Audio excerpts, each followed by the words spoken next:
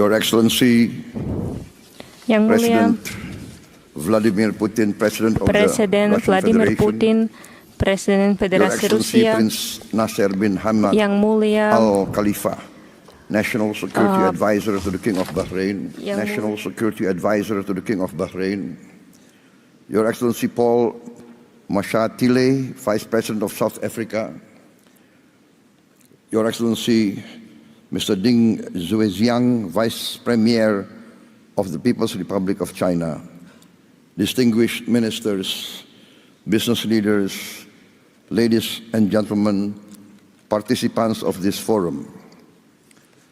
I'm honored here today to be invited and to speak in this forum, the St. Petersburg International Economic Forum 2025. This forum is a forum that combines and gathers leaders from the West, the Global South, the East, and where Eurasia meet.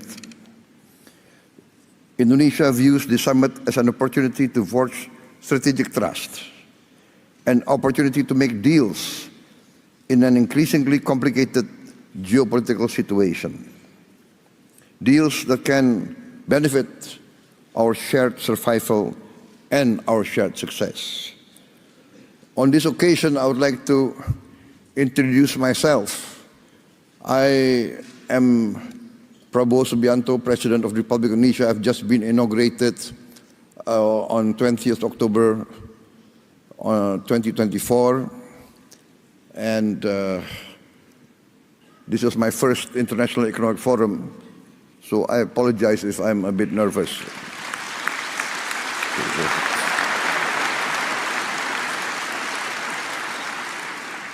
Indonesia is the fourth largest country by population. Every year, there are 5 million new Indonesians arriving in this world. Every year, 5 million. That means every year, a group of people the size of Singapore. So in 10 years, there will be 10 Singapores in Southeast Asia, the size. I give this as an illustration of the size of Indonesia. This gives us great opportunity, but also gives us great challenge. Any leader of Indonesia must think how to feed 5 million more mouths every year, 5 million new school places, etc., etc. The hospitals, and more important and most important is the food. In my opinion, the duty of a government is first to protect its people. And to protect its people means to protect its people from hunger and from poverty and from the suffering of a challenging environment. Therefore, when I took over the government of Indonesia, my main priority was, first, to achieve self-sufficiency in food. Number two, self-sufficiency in energy. Number three, to improve the education level of Indonesians to be able to compete in the challenging era of the 21st century. And fourth, to speed up the industrialization of Indonesia. Indonesia has been fortunate in being given by the Almighty Lord vast economic resources. Vast economic resources. But these vast economic resources, if not wisely managed, actually can be a curse to our people. We have vast forests. We have vast minerals. We have a lot of commodities that are useful for the world. But this has to be managed well. And therefore, in my opinion, every country needs its own economic policy and its own economic philosophy. One of the big mistakes of many countries in Southeast Asia is that we tend to always follow the biggest and the most powerful power in the world. In the last 30 years, we see the dominance of the neoliberal capitalist classical free market philosophy, which basically tends to be laissez-faire. And the Indonesian elite followed this philosophy. And therefore, in my opinion, we have not managed to create a level playing field for all our people. There is vast growth. We have grown 5% continuously, especially the last 7 years. Yes, 35% in 7 years. But we have not managed to have this so-called trickle-down effect. The wealth remains at the top less than 1%. And this is not a formula for success, in my opinion. Therefore, my position is this, that each country must follow its own economic philosophy. The economic philosophy that is in tune and that can be accepted by each country's culture and each country's background. Therefore, I have chosen the path of compromise, the path of the best of socialism and the best of capitalism. Pure socialism, we have seen, does not work. It's utopia. Pure socialism, we see many chances and many cases people do not want to work. Pure capitalism results in inequality, result in only a small percentage enjoying the fruits of the wealth. But our path is the path of the middle way. We want to use the creativity of capitalism, innovation, initiative. Yes, we need that. But we need government intervention to overcome poverty, overcome hunger, to intervene and to protect the weak. Because there's a danger in developing countries like Indonesia of what we consider the danger of state capture. The collusion between big capital business and government officials and political elite. In the end, the collusion between these two groups does not result in the alleviation of poverty and the widening of the middle class. Therefore, we have chosen the philosophy which, in essence and in simplicity, can be reduced to one sentence. The greatest good for the greatest many. That is our philosophy. Our government must work to bring the greatest good to the greatest many. And in this case, we have to have a clean government, free of corruption, And this, I think, is the key of rapid development. I am proud to stand here before you.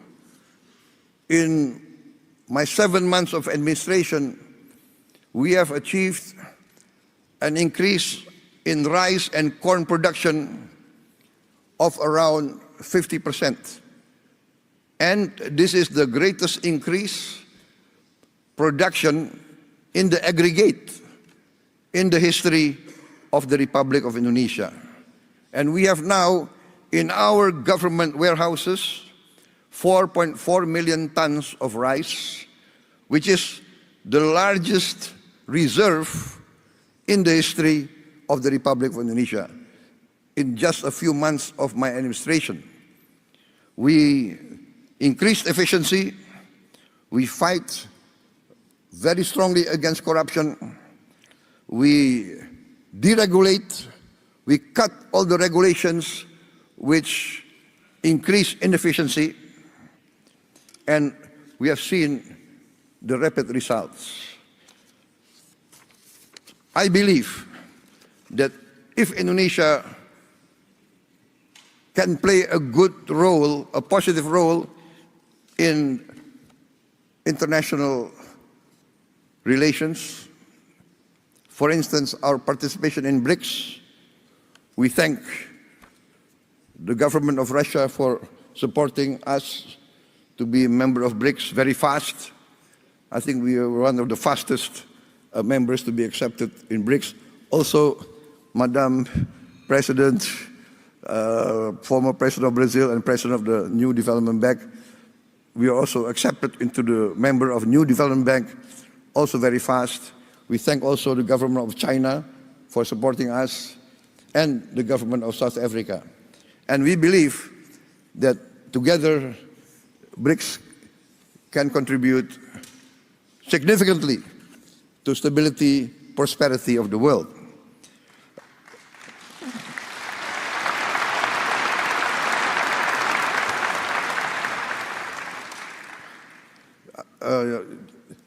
I would like just to tell us a slight story, not part of my speech, but I was asked why I did not attend the G7, but I attended the St. Petersburg Forum 2025.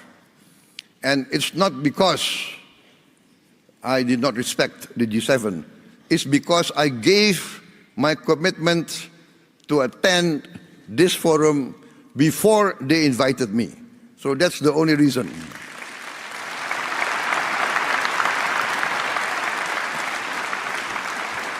So please don't read too much into the event.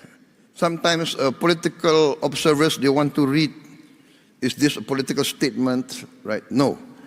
Indonesia, by tradition, always non-aligned. We respect all countries. Our foreign policy is very simple.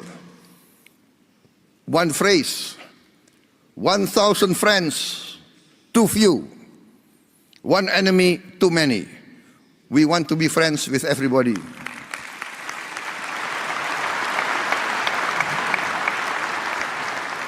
Only with friendship, collaboration, can we achieve prosperity.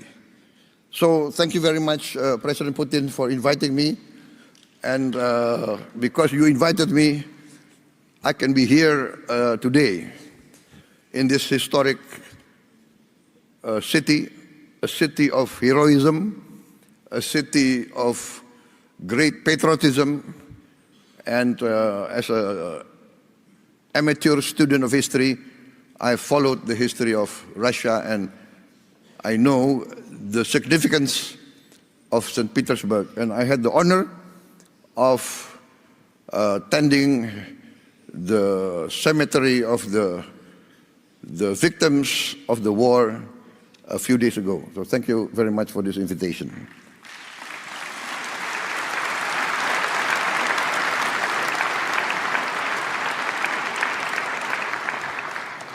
For many times I have said in many forums that Indonesia has chosen the path of non-alignment. We consider that this world must develop into a multipolar world and is developing towards a multipolar world. The world of unipolar centrality is past. This is the trend of history. This is what's happening in front of us. And so I value very much the leadership of Russia and the leadership of also China. And I want to be very frank, in the present world, in the global south, I think many from the global south will agree with me. Russia and China has never had double standards.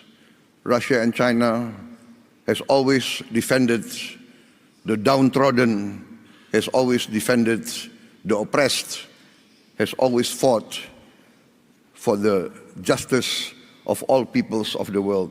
So I say this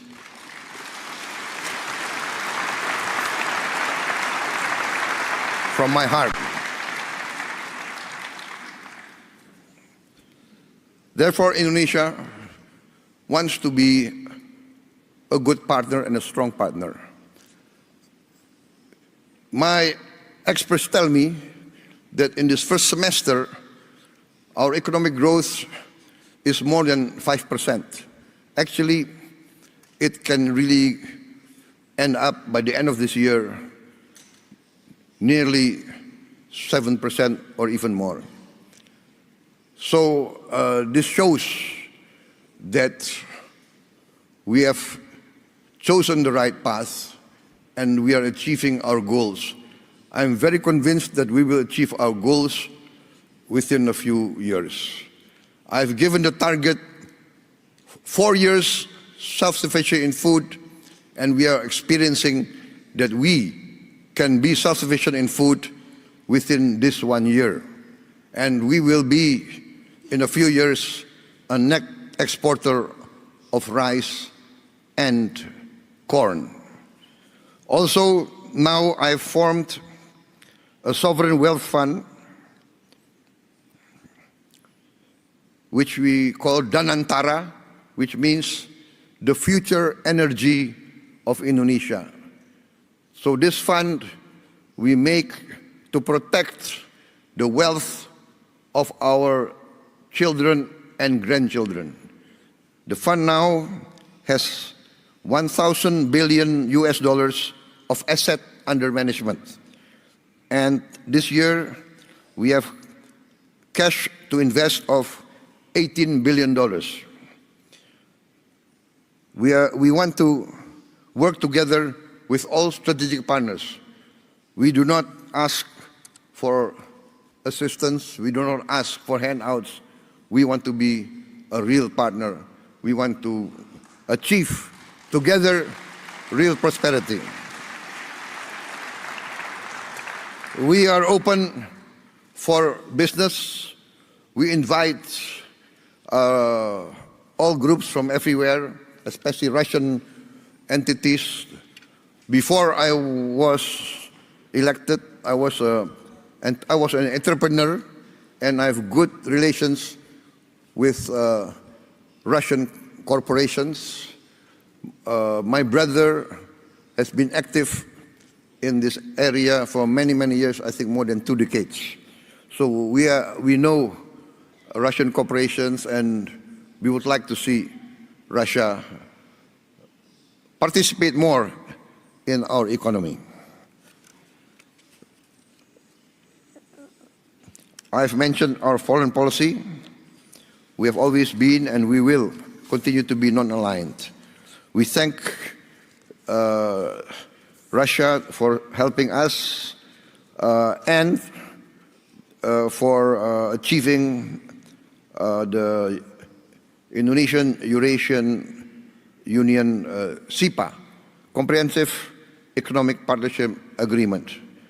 And we have completed also negotiations with other groups, Bloc CPTPP, also with the European Union CEPA, and we also request to join OECD. For us, the world and the planet is getting smaller. We will work together with you for peaceful collaboration, peaceful coexistence with all countries.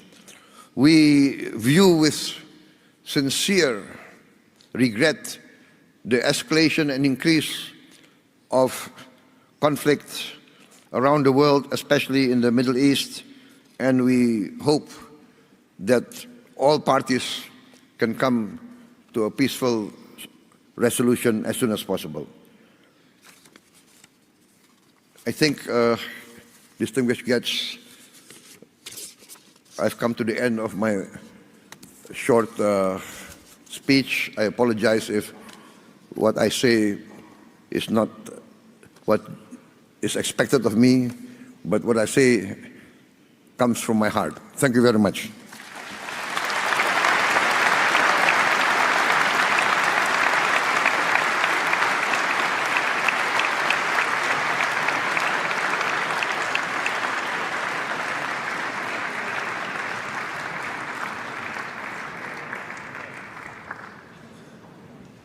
Thank you, President Subianto.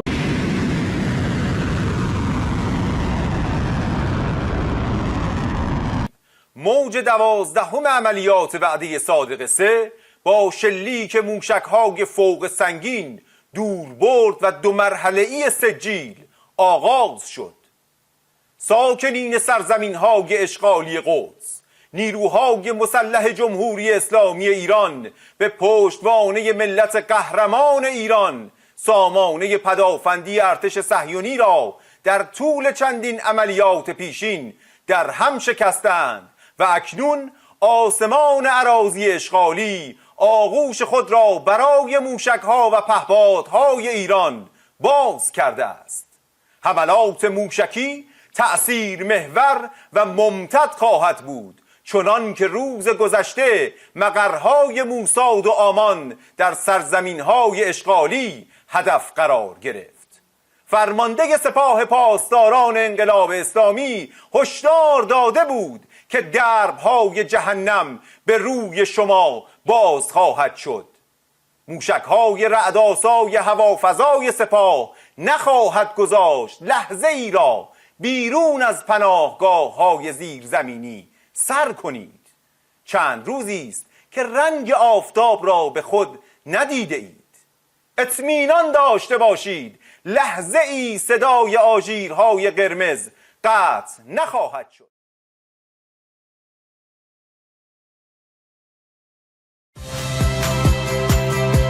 Saya Rizka Clarissa.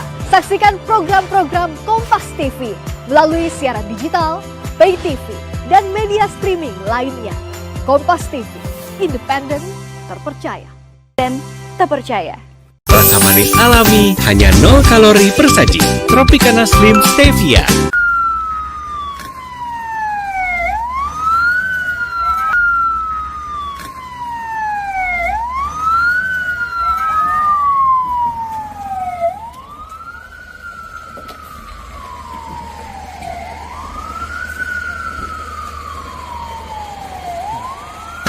דודי, מה יהיה? יומיים ברצף?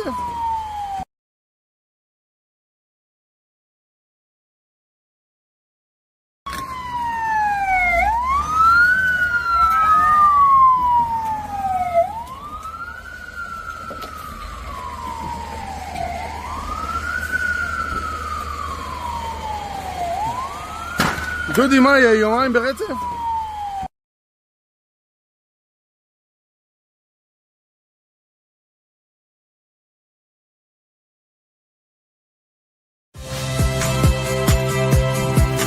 Saya, Cynthia Rompas.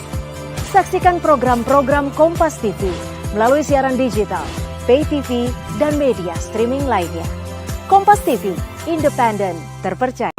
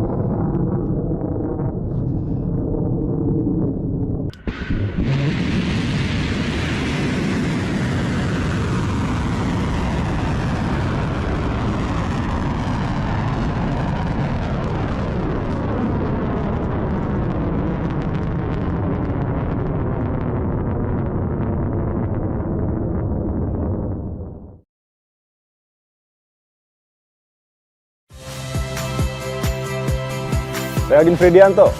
Saksikan terus program-program Kompas TV melalui siaran digital, pay TV, dan media streaming lainnya.